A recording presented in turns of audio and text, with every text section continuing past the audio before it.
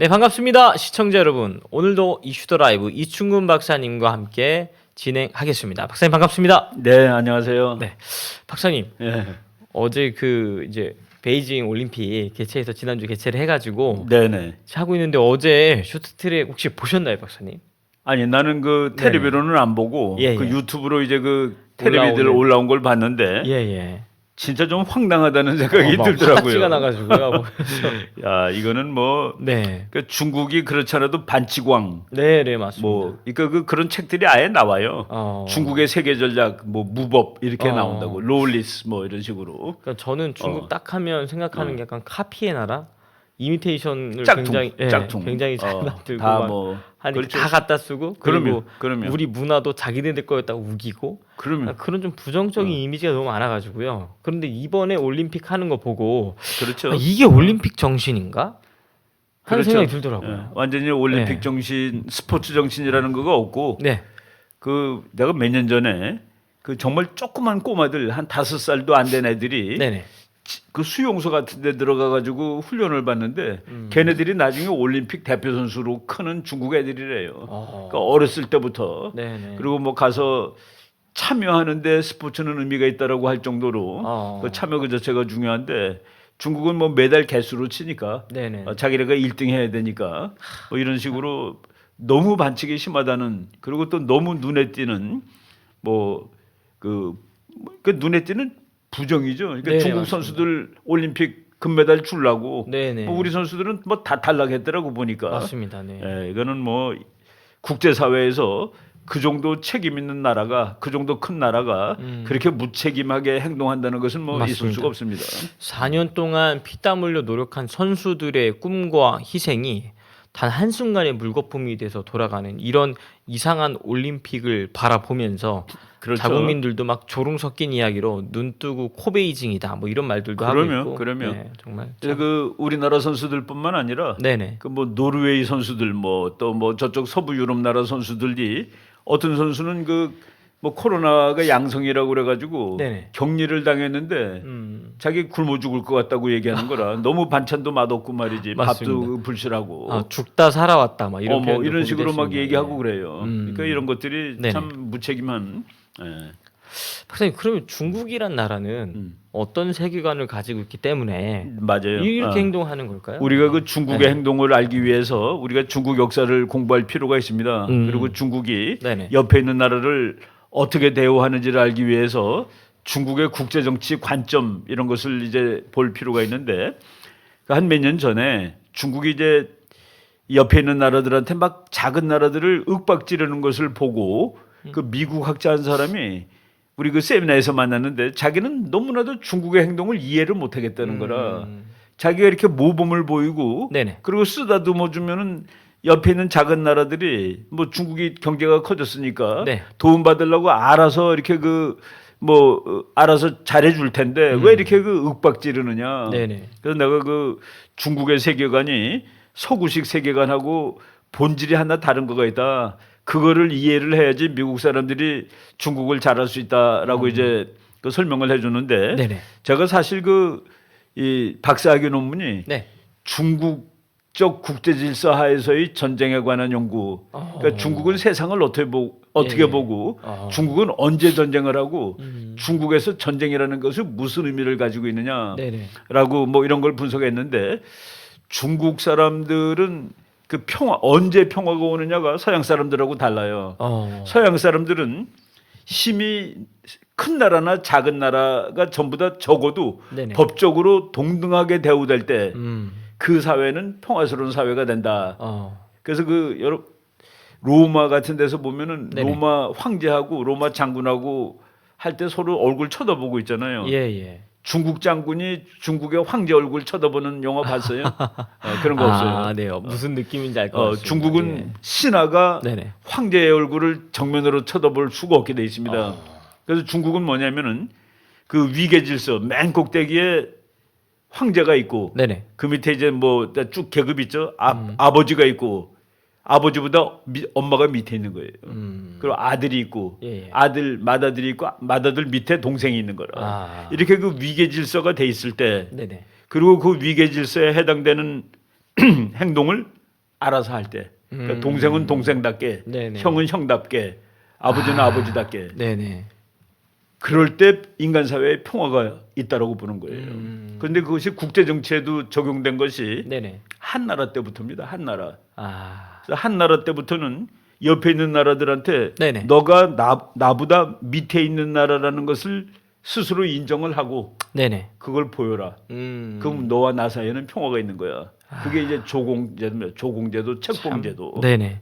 그래서 우리나라 그 조선 시대 때 네. 중국에 이제 매년 그 황제의 생일날 또 뭐 음력 1월 1일날 이렇게 그 사절단이 가잖아요. 예, 예. 그 간다는 것이 참. 내가 당신의 부하라는 것을 인정하는 겁니다. 그래서 그 조선은 왕이라고 불렀는데 조선의 왕은 네네. 근데 중국의 왕은 황제예요. 예, 예. 그러니까 어느 나라도 황제를 칭하면 안 되는 겁니다. 동격이 되면 안 되니까. 네네. 그래서 황제하고 왕하고 이렇게 그 이 위계 질서. 그러니까 위계 근데 그 질서가 아편 전쟁 때 깨집니다. 1842년에. 그러니까 이제 아시아에 있는 작은 나라가 중국 네가 크고 돈은 많지만은 내가 너보다 밑에 있는 나라는 아니야. 네네.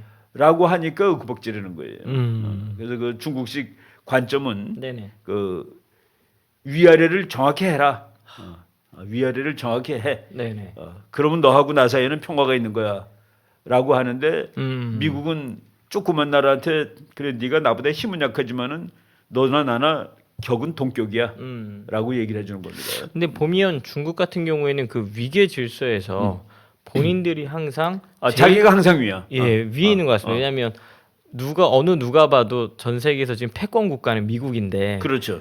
본인들은 그 위계 질서 안으로 들어가려고 하질 않잖아요. 그러니까 중국 사람들이 우리나라 와가지고 이제 우리나라랑 친하다는 것을 과시하려고 네네. 그 예를 들어 대사가 새로 이제 부임해서 오면은 중국하고 한국은 형제 국가입니다라고 얘기해요. 예. 제가 그때 그 어떤 대사가 와서 그렇게 얘기했을 때 누가 형인데라고 제가 반문했습니다. 글로 누가 형인데? 예, 국제 정치에서는 형제 국가가 없어요. 형제 국가면 위 아래가 있다는 소리거든 중국식 개념으로. 예, 우리는 전부 맞습니다. 친구들이지 친구들. 네네. 그래서 그 이제 우리가 지금 우리 대한민국이 네. 뭐 쉽게 얘기하면은 대한 제국 때부터라고 보시면 될 거예요.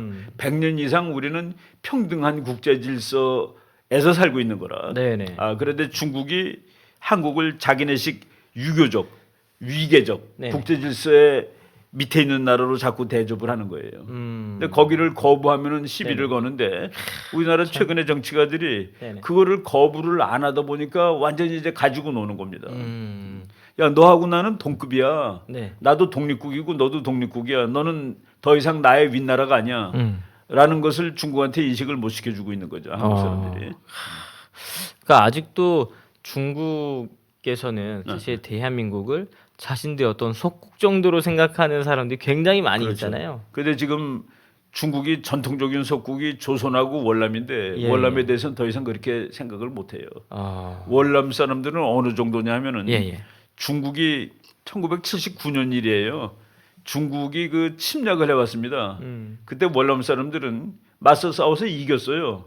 그래서 그 피해 규모로 보면은 네네. 아주 중국이 대패를 당한 겁니다. 대패를 당했는데 네. 그때 중국 사람이 뭐라고 그러는지 아세요? 우리가 이겼다. 한 보름 동안 싸워가지고 그냥 중국 베트남보다 훨씬 더 많이 죽었는데 예, 아주 예. 완전히 보통 창피를 당한 게 아니에요. 그렇게 창피를 당하고서 네네. 우리가 이겼다. 그러고서 나오면서 뭐라고 그랬냐면은 월남 너는 교훈을 받았지? 라고 얘기하는 거예요.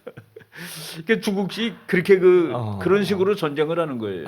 이게 참 이렇게 전쟁도 그런 식으로 하고. 정상적 대화가 좀 어렵네요, 사실. 그러니까 우리가 알고 있는 현대 국제 정치 체제가 네네. 중국한테 맞지가 않는 거예요. 그러니까 국제 정치 질서에 따라서 이야기를 하면 아니 무슨 말도 안 되는 소리 하고 있어 하고 본인들 하고 싶은 이야기를 계속해서 하다 보니까 그러니까 참.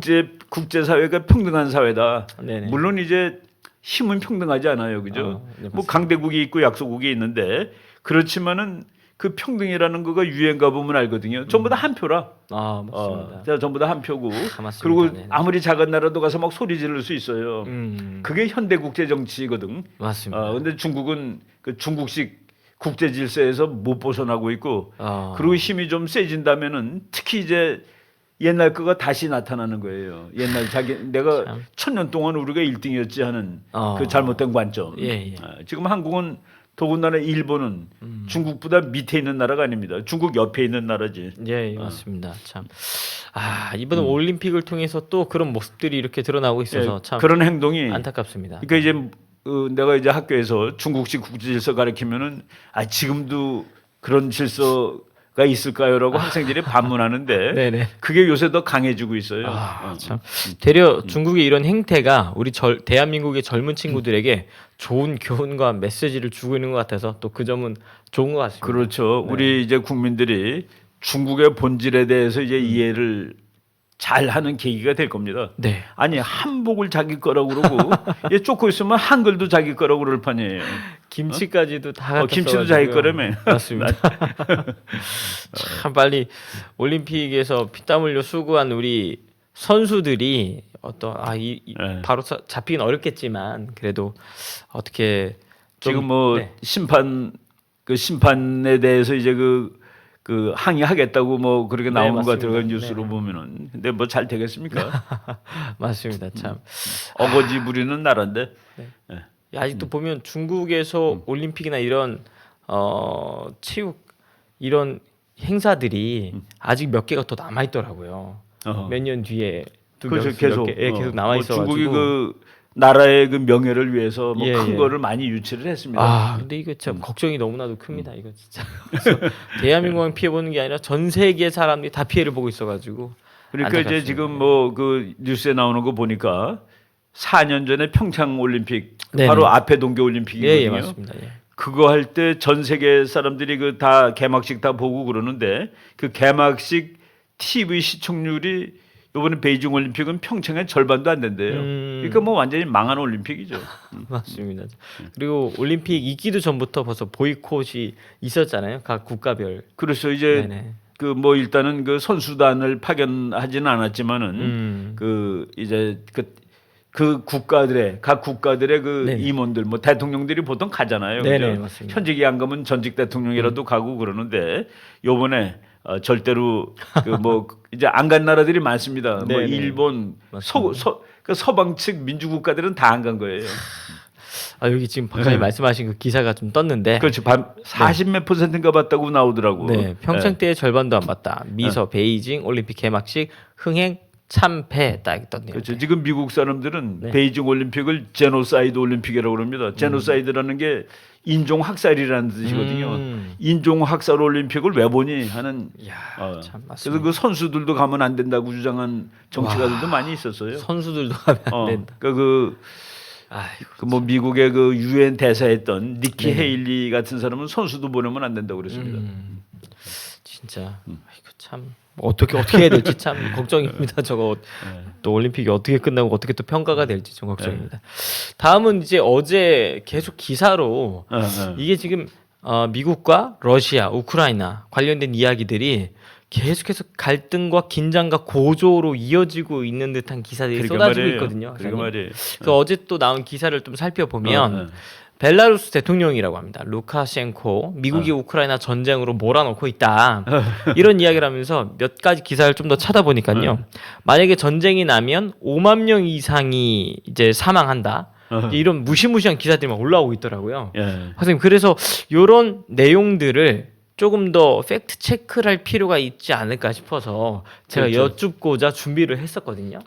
내용 설명을 좀 라는 사람은 부탁드리겠습니다. 보니까 뭐 베일러러시아 그래가지고 과거 이제 러시아 연방 중에 하나인데 네네. 보니까 그 저 말한 투가 엄청나게 그 친러시아입니다. 그러니까 이제 미국이 잘못하고 있다.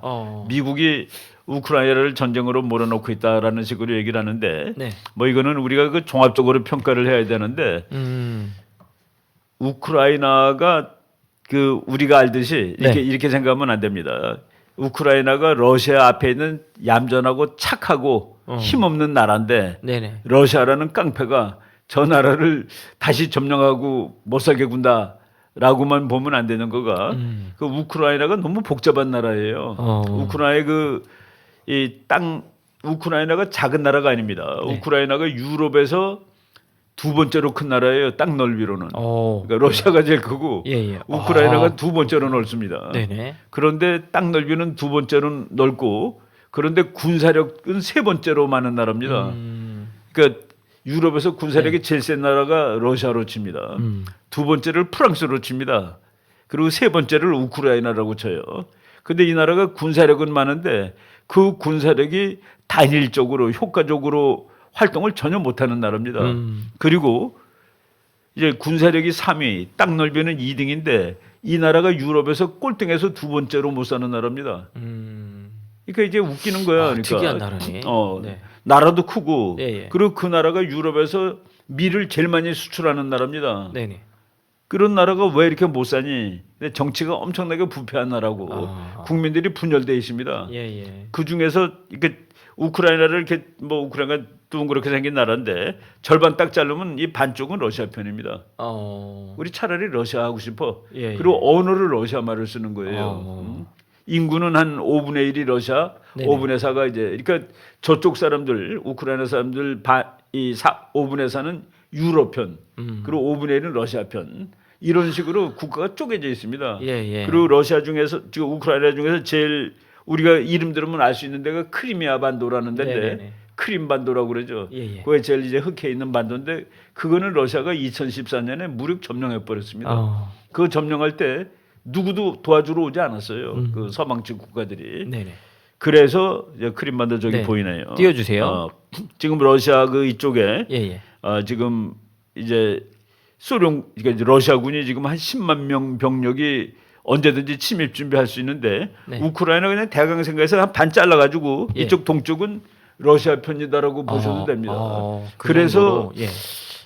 우크라이나가 그리고 또 우크라이나가 냉전이 끝난 다음에 네. 그 우크라이나가 러시아 다음으로 핵무기를 많이 갖고 있던 그러니까 거기 핵무기가 있었던 거예요. 근데 그걸 다 팔아먹고 없앴습니다. 그것도 또 잘못한 거예요. 나라를 정말 독립국으로 유지하려면은 네네. 한동안 그걸 갖고 있었어야 되는데.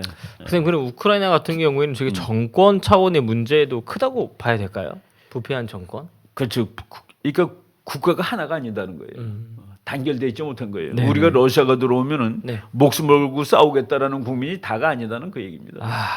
참. 그 부분은 우리가 그러니까 헷갈리면 안 돼요. 선생님 얘기 듣다 보니까 지금 대한민국도 그런 상황이 아닌가 싶어서 좀 걱정이 많이 됩니다. 국민이 분열되면 전쟁이 안 되는 거죠.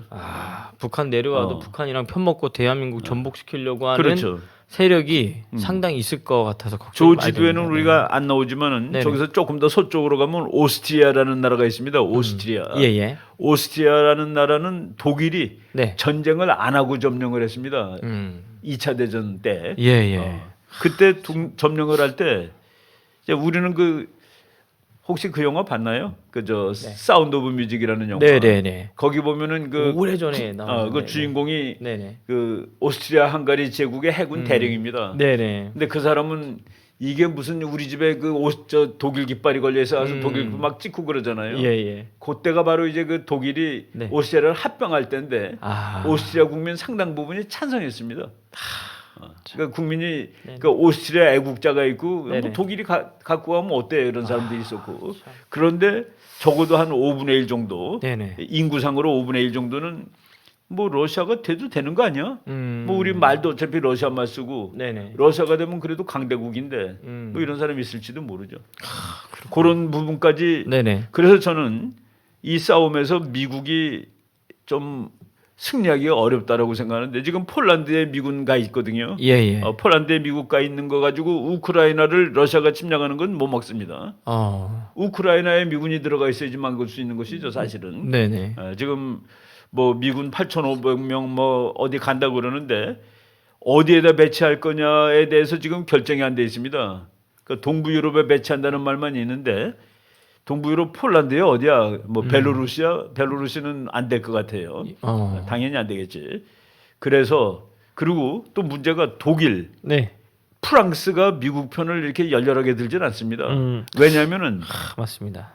프랑스는 지정학적으로 러시아가 더 마음에 드는 거예요. 독일이 안 항상 그래도 무서워서. 보니까 마크롱이 그렇죠. 중재자로 마치 나서는 척 보였지만 실상 내용을 살펴보니까 그럼요. 러시아 편을 들고 있더라고요.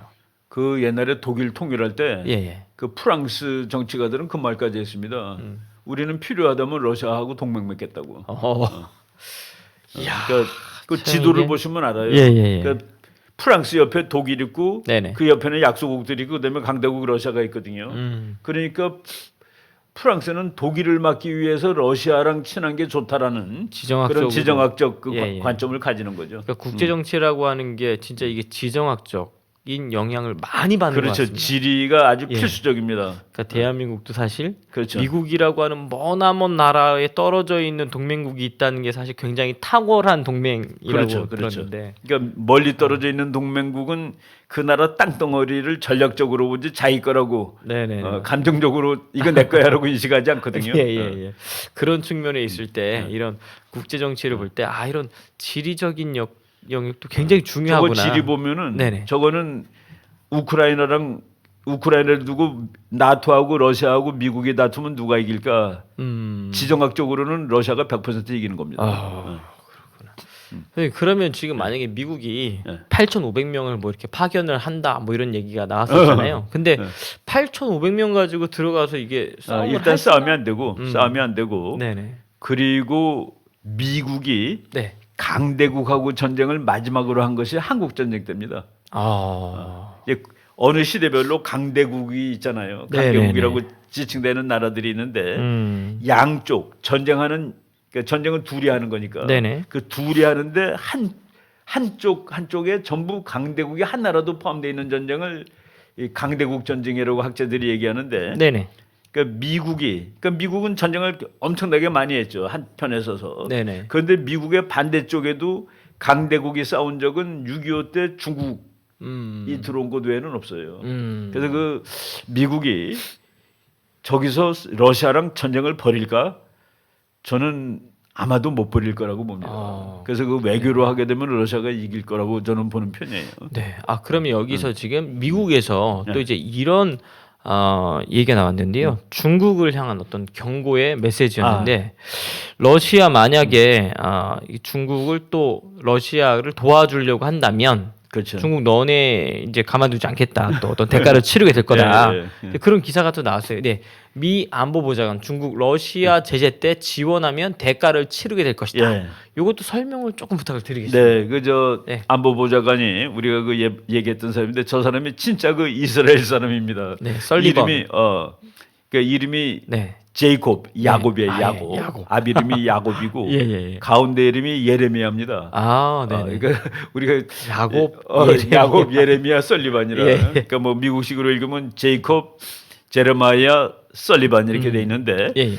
저 사람이 중국하고 지금 러시아가 이제 같은 입장을 취하잖아요. 저기서 네네네. 다 미국을 비난하고 그러니까 중국이 러시아 편을 들면은 너는 경제적으로 피해를 입게 될 것이다. 그러니까 미국이 러시아를 그러니까 지금 미국의 수단이 우리가 신문을 잘 보면은 미국이 얘기하는 거는 이 러시아가 우크라이나를 점령하게 될 때 경제적으로 보복을 당할 거란 얘기만 하는 거예요. 예. 그런데 그러면 우크라이나 땅값 계산해 보세요. 네네.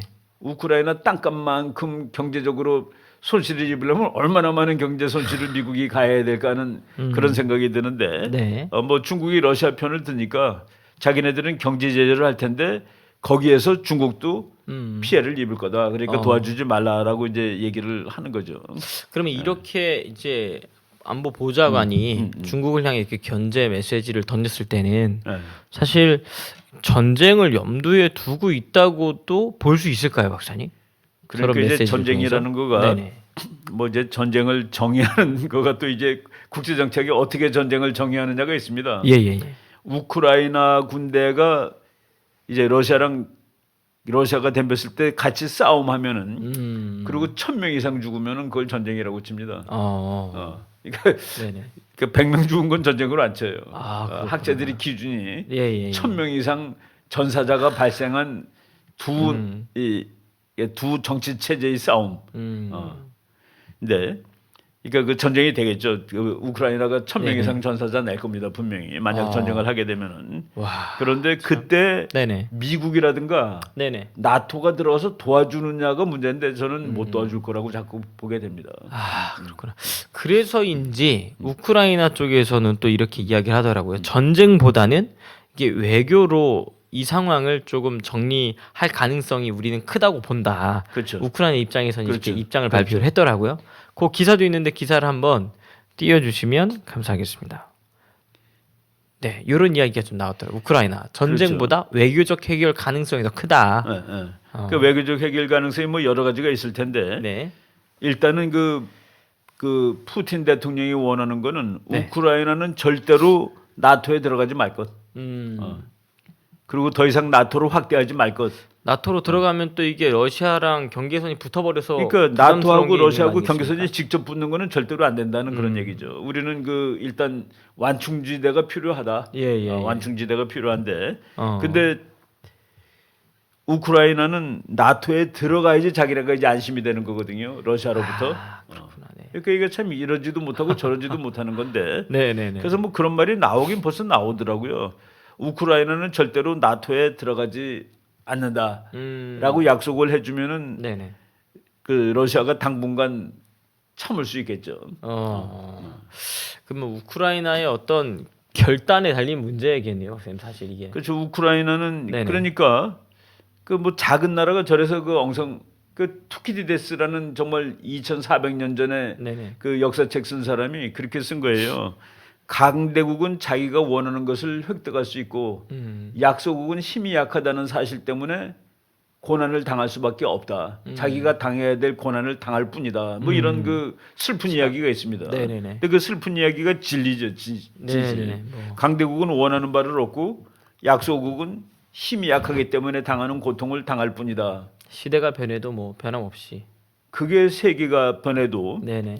그 지금 제가 2007년에 영국 네. 교수가 책을 하나 썼는데 책 제목이 그 2007년이면 21세기가 들어와서 나온 책이잖아요. 예예. 근데 책 제목이 또 다른 피의 세기, 그 Another Bloody Century라는 책이에요. 우리가 그 인간 역사를 쭉 봤을 때 네. 전쟁이 제일 많았던 시대를 1900년대로 칩니다. 1900년대가 인간 역사에서 가장 피비린내 나는 세기였는데 네네. 그 영국 교수가 21세기도 마찬가지다. 그래서 자기가 마찬가지라고 보는 이유가 1. 국제 정치의 룰이 변하지 않았다. 2. 특히 강대국의 네네. 행동 원칙이 그대로다. 지금 보니까 그 사람은 거기서 그런 얘기까지 했어요. 2007년 나온 책에서 이제 강대국들이 전쟁하는 것도 염두에 둬야 된다. 근데 지금 보니까 네네. 2022년 지금 연초인데 이쪽에서는 미국하고 중국이 싸울 것 같고 예. 거기에 일본도 끼겠다고 그러고 그리고 저쪽에서는 미국하고 러시아. 우크라이나, 네. 러시아, 네네. 근데 나토도 끼겠다고 그러고 이야. 그러니까 강대국들이 전부 다 전투에 들어갈지 모르는 이런 세월이 된 것이죠. 맞습니다. 지금 그래서 이제 하루가 진짜 뭐 지금 전쟁으로 갈 것인지 아니면 뭐 우크라이나 말대로 외교적으로 이걸 좀 잘 그렇죠. 정리를 그러니까 해서 우크라이나가 지금 저렇게 슬프게 얘기하는 거는 예. 이완용 얘기는 같아요. 그렇구나. 그러니까 이완용이는 일본하고 싸우면은 네네. 지잖아 한국이 그때. 예, 맞습니다. 그러니까 나는 그냥 뭐 도장 찍었다라고 얘기하는 거나 똑같은 겁니다. 어쩔 수 없는 선택을 할 수밖에 그렇죠. 없다. 약소국이기 때문에 그렇죠. 참 이게 아픈 현실입니다. 이게. 그 요거는 이제 또 저희가 또 진전되는 내용들이 있으면요. 박사님 네. 모시고 또 그렇죠. 추가적으로 방송을 네. 계속 진행하도록 하겠습니다. 다음 기사는 자유일보에서 저희가 좀 기사를 가지고 왔는데요. 박사님 요 기사가 또 되게 좀 재미있는 네, 내용을 담고 아주 있어가지고 네. 한번 띄워주시면 미 동맹 일의 경제적 선물 철강 추가 관세 일부 면제 확실. 예. 네, 굉장히 또 일본과 미국은 지금 너무나도 행복한 친구 사이를 이렇게 보내고 있는 것 그러게 같습니다. 말이에요. 박사님. 제가 네. 제 국제정치 방송에서 예. 일본에 대해서 주목하라고 그러면 우리나라 사람들이 관심을 없어해요. 일본에 관한 기사들 이 방송은 맞습니다. 보는 사람이 확실히 적은데 저는 지금 우리나라가 네네. 정말 염두에 두고 대비해야 될 것이 네. 일본이 지금 부쩍부쩍 크고 있다라는 그런 사실입니다. 네, 지금도 큰데. 예. 지금도 이미 일본은 세계 3위인데 예. 지금 미국이라는 그 압도적인 2위와 이건 뭐 거의 그 일본은 거의 무조건적인 그 미국 편을 드는 것 같아요. 그래서 내가 그 지난 토요일도 우리 전문 친구들하고 국제정치 공부하면서 일본 외교 정책의 그 기본 원칙 1등하고 함께 한다는 거예요. 1등하고 함께 간다. 근데 일본이 지난 한 100몇십 년 동안 일본 1등하고 함께 할 때는 쭉쭉 컸습니다. 그러다가 일본이 놀랍게도 2차 대전 때는 1등이 아닌 독일하고 붙었단 말이죠. 영국이나 미국이 1등인데 독일하고 붙었다가 완전히 망했거든요. 그러고 나서 이제 1등하고 함께 한다라는 그 외교 정책을 너무나도 철저히 하는데 지금 저기 그 여러분 신문 그 사진 보시면은 그 요번에 대사가 새로 왔어요. 우리나라는 아직 미국 대사 안 왔습니다. 1년 동안. 그러니까 그 지난번 그 우리 주한 미국 대사가 이제 해리스 대사라고 그래서 미국 해군 대장 출신인데 그 사람이 이제 이 바이든 대통령 취임한 다음에 그 미국으로 갔거든요. 그리고 지금 1년 동안 공석인데 지금 일본의 저 사람은 새로운 대사인데 그 램 임마뉴엘이라고 그래가지고 미국의 거물입니다. 어느 의미에서 거물이냐면은 저 사람이 그 오바마 대통령의 비서실장 출신이에요. 그러니까 뭐 꽤 괜찮은, 그러니까 아주 괜찮은 사람을 보냈는데 저 사람이 와가지고 뭐라고 일본을 칭찬을 했냐면은 일본은 우리하고 완벽한 동맹이라고 얘기를 했습니다. 그래서 내가 그러면 한국은 미국하고 무슨 동맹일까? 일본은 완벽한 동맹이라는데 그런데 지금 우리 뭐 우리나라 신문에 이렇게 크게 보도가 되지 않는데 일본하고 미국하고 호주하고 군사 훈련하는 거 보면은 1년 내내 군사 훈련을 하고 있는 거예요. 1년에 뭐 큰 훈련을 한 5개씩 하는 거라 하나 끝나면 또 하고 하나 끝나면 또 하고 그러는데 이거 바로 얼마 전에 바로 지난주에요. 일본, 호주, 미국 비행기 130대가 거기 수송기, 폭격기, 전투기 다 동원된 겁니다. 130대가 동원된 훈련을 굉장히 했어요. 큰 훈련이네요. 굉장히 큰 훈련이죠. 그리고 국가들이 모여서 하는 훈련을 연합훈련이라고 얘기를 합니다. 우리말로는. 그러니까 연합훈련을 할 때 보통 미국이 우리는 어느 특정 적을 상정한 것은 아니다라고 얘기를 해요. 그런데 요번에 그 공군훈련 130대의 공군기가 참여한 3개국 훈련에서 호주, 일본, 미국 훈련에서 이 미국 측이 북한의 도발을 억제하는 효과를 낼 수 있는 그런 훈련이다라고 얘기를 했습니다. 여기 또 기사가 또 그렇죠. 떴습니다. 기사 그대로 떴네. 연합훈련 할 때 어느 나라랑 싸우려고 하는 것이 아니야라고 얘기하는 것이 그게 상식입니다. 미국하고 한국이 훈련할 때 그 누구나 다 봐도 북한 아니에요. 근데 얘기 안 합니다. 우리는 뭐 그냥 그 어떤 특정 적을 상정한 것은 아니다 했는데 아예 이번 거는 북한이다라고 얘기한 거예요. 우리가 훈련하는 이유는 북한 때문이다. 이렇게. 그러니까 여기서 보세요. 지금 한국이 북한비 맞춘다고 저런 훈련에도 못 가는데 지금 미국, 일본, 호주가 한국이 안 끼더라도 북한의 그 도발을 억제하기 위한 훈련을 한다라고 이렇게 나오죠. 그리고 제가 저거는 이제 뭐 우리 그 공식적으로 뉴스로 다 나왔는데 미국의 그 이 국방에 관련된 유튜브를 하다 보니까 미국하고 일본이 훈련을 하는데 무슨 훈련을 했냐면은 그 C-17이라는 그 무시무시하게 생긴 폭격 수송기가 있습니다. 병력들 태워서 그 거기 이제 군인들 탄 우리 인터넷 들어가서 보면은 아주 그 놀라운 사진 나오는데 미국하고 일본군이 그 비행기에서 저거네 저 사진. 바로 저 사진은 이제 그 아주 유명한 사진이에요. 저기 이제 일본하고 미군이 섞여 있는 그 사진은 아닐 겁니다. 그런데 요번에 저 비행기에 저런 식으로 미군하고 일본군이 같이 타가지고 같이 점프를 하더라니까요. 내가 동영상으로 보면서 유심히 봤습니다. 그런데 뭐 미군 한 사람 뛰고 일본군도 뛰고 막 이렇게 뛰는데 저게 과연 무슨 의미일까? 여러분 저 C-17이라는 수송기 그리고 공수부대 그 전술적 전략적 의미를 한번 생각해 보세요. 저거는 적진에 침투하는 부대거든요. 맞습니다. 방어용이 아니라 들어가는 부대지. 전쟁 나면 일선에 아예 이렇게 적군으로 들어가서 적진에 침투죠. 그러니까 맞습니다. 저거는 그냥 말하면은 공격 부대라고요. 지금 미국이 일본군을 공격 작전의 연습을 함께 미군 수송기 타고 박사님 이거를 원래 한국군과 해야 되는 거 아닙니까? 북한 그게 상대면 말이에요. 원래 그게 한국군과 말이에요. 훈련을 해야 되는 건데. 지금 그게 애통한데 그래서 지금 참. 한미 동맹이 어디까지 망가졌냐. 뭐 다만 훈련 안 하는 정도인지. 뭐 심지어 그런 얘기도 있어요. 미국 뭐 미국의 그 하원 뭐 상원의 그 위원회들이 많잖아요. 네네. 그 위원회가 한국을 조사한다는 거 아니에요?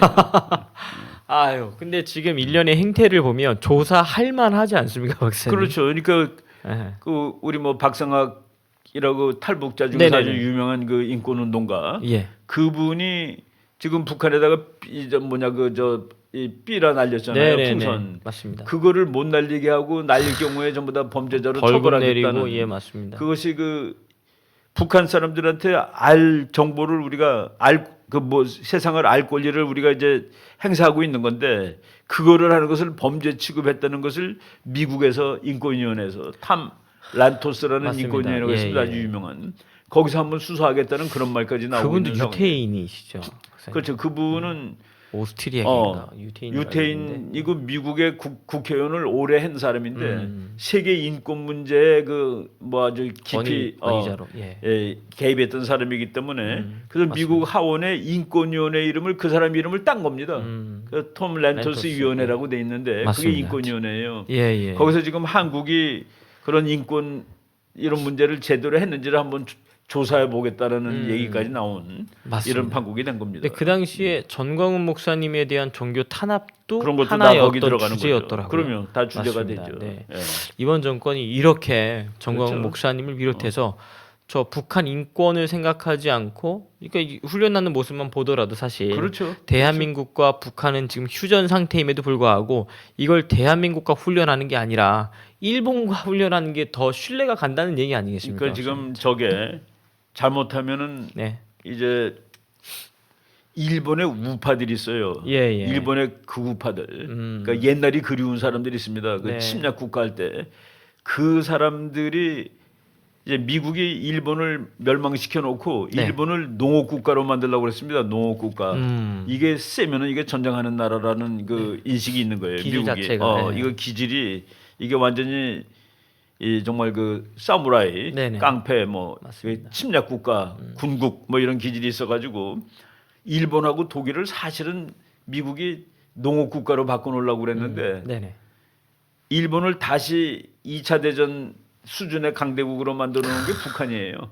그런데 요새 와서 일본이 네네. 계기를 잡았습니다. 맞습니다. 우리가 그 미래를 예측자라는 네. 조지 프리드만 박사가 네네네. 일본은 2020년이 되면은 네. 국가의 행로를 바꿀 것이다. 그런데 지금 바꾼 거예요. 참. 예. 근데 진짜 이게 북한이 자꾸 그런 근거를 명분을 만들어주고 있기 때문에 그렇죠. 일본의 힘이 그렇죠. 점점 더 실리고 있고 대한민국이 동맹국인 미국을 대하는 태도 때문에 되려 그렇죠. 미국이 일본한테 힘을 더 실어주고 일본한테 있는. 계속 힘을 주고 아휴, 뭐 그러니까 그 일본이 우리나라 사람들이 일본이 무장하는 거를 정말 그 아주 싫어하잖아요. 예 맞습니다. 근데 그 아주 싫어하면서도 일본을 무장시키는 일을 혼자서 하고 있는 꼴이 되는 거예요. 맞습니다. 참. 이런 부분도 지금 빨리 정권이 좀 바뀌어가지고 그러면 제대로 된 한국이 미국하고 동맹을 잘하면은 네네. 미국이 왜 그 별로 기분 좋지 않은 일본을 그러니까요. 저렇게 다 길러주고 뭐. 맞습니다. 근데 지금 아까 우리 자유일보에 보니까 예. 일본이 미국의 안보 정책에 그렇게 적극적으로 협조를 해주니까 네네. 일본의 그 경제에 아주 기분 좋은 참. 선물을 준 거잖아요. 철광 추가관세 일본 면제 확실. 그러니까 너 우리 편이고 너 고생하니까 맞습니다. 내가 너한테 그 뭐 돈 몇 푼 가지고 이렇게 까다롭게 굴지 않게. 또 자국민한테 얘기입니다. 또 혜택이 가는 거 아니겠습니까? 저렇게 당연하죠. 되면. 당연하죠. 네. 우리나라도 좀 제대로 된 그러니까 외교를 미국하고 했으면 동맹을 좋겠네요. 잘하면은 예. 그러니까 뭐 그냥 쉬운 얘기로 동맹을 잘하게 되면은 경제적 이득도 떨어지는 거예요. 안보, 경제 뭐 이렇게 동전의 앞뒤죠. 네네. 동전의 맞습니다. 앞뒤입니다. 참. 빨리 그 정권이 냉전 좀 시대 빨리- 때 미국이 우리나라를 길러주려고 그 우리나라 길러주는 거가 뭐 한국이 이쁘다를 떠나서 네네. 한국이 북한한테 앞서는 것이 바로 미국이 소련한테 앞서는 거랑 마찬가지거든요. 그 게임이 맞습니다. 네. 게임의 논리가 같아요. 네. 그래서 한국은 대한민국 북한한테 이겨 그러면은 소련한테 우리가 이기는 거랑 똑같은 효과야. 참. 그래서 미국이 네. 우리나라를 그 경제적으로 이렇게 못 살게 굴지 않았습니다. 냉전 시대 때. 네네. 그러니까 우리가 조금 뭐 좀 반칙을 해도 네네. 뭐 한국은 냉전의 최전선에서 고생하는 나라니까 그 정도 봐줄 수 있다 하고서 다 봐준 거죠. 혜택을 참 많이 받습니다. 그럼요. 네, 맞습니다. 그리고 뭐 어느덧 또 한 시간이 훌쩍 지나가 버려가지고 마지막 좀 기사를 좀 살펴보려고 하는데요. 예, 예. 선생님 그 미국에 지금 바이든이 정권을 잡은 지 사실 1년밖에 안 되지 않았습니까?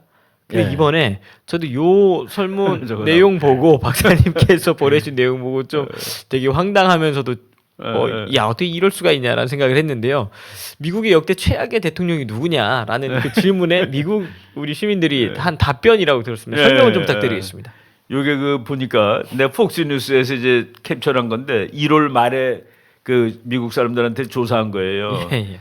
그러니까 누가 미국 역사상 최악의 대통령으로 기억될 것인가가 이제 질문입니다. 예. 근데 1등이 1년밖에 안 한 바이든 54%가 바이든이 최악의 대통령이라고 과반을 대답했고 넘어버렸습니다. 네. 43%가 트럼프, 예. 33%가 오바마. 오바마라고 대답을 했는데 네네.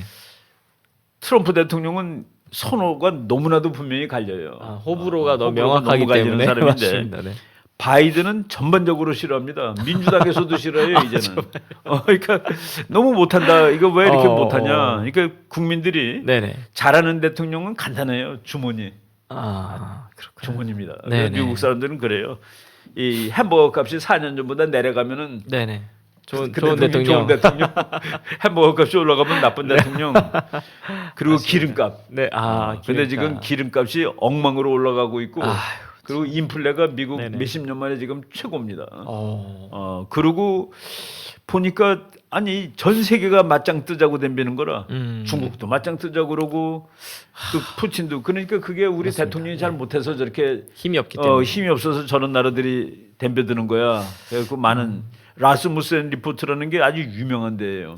그래서 그 우리 공부하는 사람들 네. 그 뭐 미국 그 상황하려면 라스무센 리포트 들어가서 쭉 뒤져보면은 그 여론 그 갤럽하고 라스무센이 제일 유명한 겁니다. 선생님 그러면 제가 이거를 보면서 느끼는 게 바이든 같은 경우에는 지금 어쨌든 코로나 때문에 조금 경제적으로 쉽게 이걸 파헤치기 어려운 부분이 분명히 있을 것 같은데요. 여기서 궁금한 건 그러면 바이든이 실력 자체가 엉망인 건지 아니면 코로나라는 환경 때문에 그런 건지 그런 것도 좀 평가의 어떤 기준이 될 수 있을까요? 그러니까 나는 네. 저 사람이 실력보다도 네네. 조금 좀 이 건강하지가 못해요. 음. 제가 그 2차 대전 끝날 무렵에 예.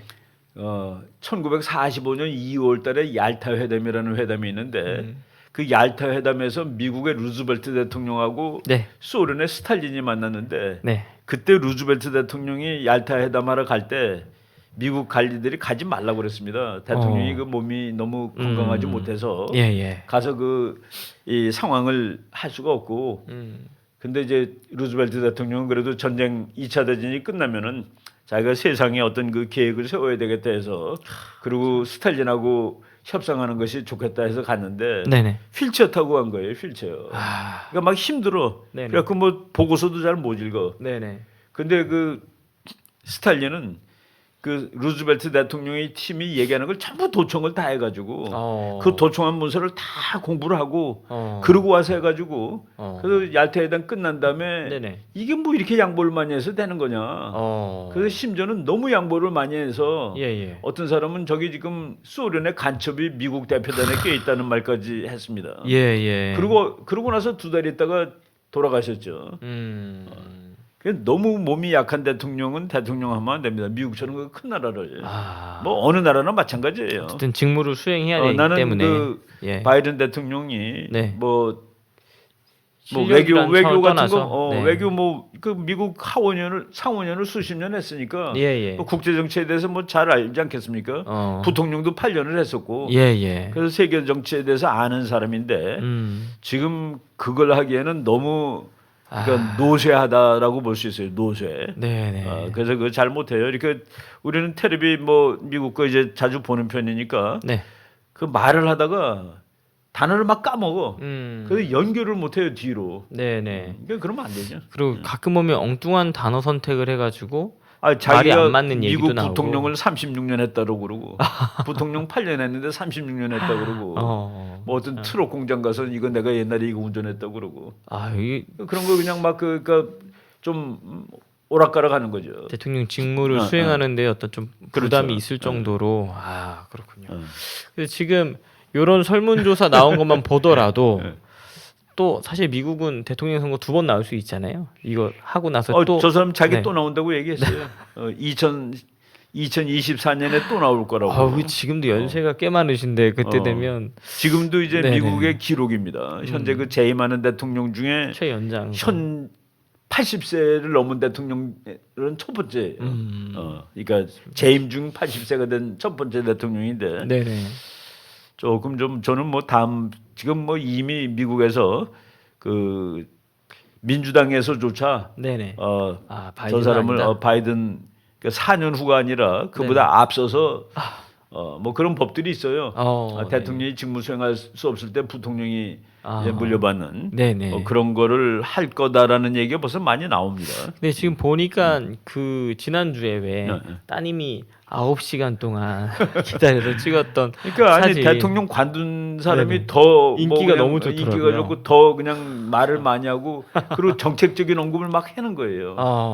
이건 안 된다 이렇게 써야 된다 그러고 어쨌든 참 그런 그러니까 사업가의 기질도 있고 그렇죠. 정치적인 쇼맨십도 언급을 있고. 막 하고 그러니까 미국의 대통령이 대통령직을 관둔 다음에 이렇게 활발하게 정치에 참여하는 거는 본 적이 없습니다. 우리들. 사실 지금부터 대통령 선거 유세에 돌입했다고 봐도 되는 거 아니겠습니까, 박사님? 뭐 저 자기는 정도면? 미국의 45대 47대 대통령이 되겠다라고 아예 선언을 했어요. 그러니까 네네. 2번 한 대통령이 한 사람이 있어요. 23대 25대 뭐 아마 그럴 거예요. 네네. 저 사람은 이제 45대인데 46대는 바이든이 바이든이 하고 하지만은 있으니까, 예. 자기가 다시 하면은 47대가 되는 겁니다. 맞습니다. 그래서 미국 대통령이 네. 바이든이 46대인데 사람 수로는 45명째입니다. 네네. 맞습니다. 참. 그래서 요 또 재밌는 내용을 또 이렇게 딱 국제 정치에 미국에 있는 기사 자체를 딱 뽑아서 이렇게 가져다 주셔가지고 엊그제 내가 네네. 그 보다가 이렇게 이제 캡처해 놓은 겁니다. 네. 여러분 요 내용은요 이충근 박사님이 운영하시는 이충근 TV 채널에서 이제 또 더 자세하게 다뤄서 심도 깊게 내용을 전해주시니까요. 오늘은 예고편으로 들으시고 이충근 TV 가셔서 정확한 내용을 풀로 시청해 주시면 감사하겠습니다. 이거 제가 이걸 하면서 뭐가 좋냐면은 예예. 그 화요일마다 네. 이슈 더 라이브 하면서 국제 문제에 대해서 이슈가 될 만한 거를 네. 출연내는데 네, 거기 네, 네. 중에서 또 좀 중요한 거를 내가 이제 목요일마다 촬영하거든요. 예, 그때 예. 조금 더 이제 살 더 붙여가지고 할 수 있는 보강을 하셔서 이렇게 보완이 되더라고요. 네. 저희도 좀 도움을 드려서 참 감사한 것 같습니다. 그 매주 화요일마다 이렇게 이충근 박사님 모시고 국제 정치에 대한 이야기들을 저희가 들어보고 있습니다. 그러니까 오늘도 계속해서 이제 말씀하신 내용 들어보면 국제 정치를 이야기하고 있지만 결국엔 대한민국의 바른 지도자가 나와서 제대로 된 동맹국과의 어떤 관계를 맺을 수 있는 탁월한 리더십이 등장하지 않으면 우리도 국제 사회에서 이 약소국처럼 이렇게 당할 수 있다. 이제 계속 이런 이야기를 해 주셨습니다. 그렇죠. 선생님 마지막으로 한 말씀 해주시고 좀 마치도록 우리가 하겠습니다. 이제 국제 문제를 쭉 얘기하는 것은 그 귀결은 우리 문제입니다. 예, 그러니까 이제 강대국들이 서로 이제 으르렁거리고 싸울 때 항상 우리 그런 말 하잖아요. 고래 싸움에 새우등 터진다. 예. 이제 더 이상 우리가 새우등 터질 군번이 아닙니다. 우리나라 지금 일본하고 미국이 훈련하는데 우리하고 미국이 훈련하는 걸 미국이 더 좋아해요, 사실은. 그래가지고 네네. 우리가 우리 스스로 이 나라를 지킬 수 있게 되었고 미국하고도 뭐 제대로 네네. 대등한 관계에서 국제 정치를 끌어갈 수 있는 나라가 됐는데 왜 이걸 잘 못하느냐? 그리고 지난 몇 년 동안에 우리가 중국한테 얼마나 우리 정치가들이 굴종적으로 정말 이 중국의 맞습니다. 비위를 맞추려고 노력을 했습니까? 그런데 결국 보세요. 올림픽 할 때 중국이 우리한테 대하는 태도가 그게 친구한테 대하는 태도도 아니고 네. 그렇다고 뭐 우리가 얘는 나랑 좋아해 이런 것도 아무것도 아니고 네네. 예, 국가들은 오로지 자기 국가 이익이 제일 중요한 것이죠. 그리고 우리가 당당하지 못한 결과가 오히려 더 힘든 결과를 맞습니다. 이렇게 가져다 준다는 사실을 우리가 이제 교훈으로 배워야 될 것 같습니다. 네. 매주 화요일마다 이충훈 박사님과 함께하는 이슈터 라이브 시간인데 여러분 많은 시청 부탁드리고요. 주변에 많이 공유해 주시고 또 중간에 저희가 꼭 한 꼭지씩 자유일보 기사에 대한 그 안에도 자유일보 기사 안에도 국제정치 이슈를 다루고 있거든요. 그래서 그 내용도 함께 다루면서 자유일보 소개도 좀 드리고 있습니다. 주변에 널리 알려주시고 자유일보도 또 10만 명 구독자가 속히 달성이 될 수 있도록 함께 좀 동참해 주실 것을 부탁의 말씀을 드리겠습니다. 박사님 오늘도 시간 내주셔서 감사합니다. 네, 감사합니다. 자유민주주의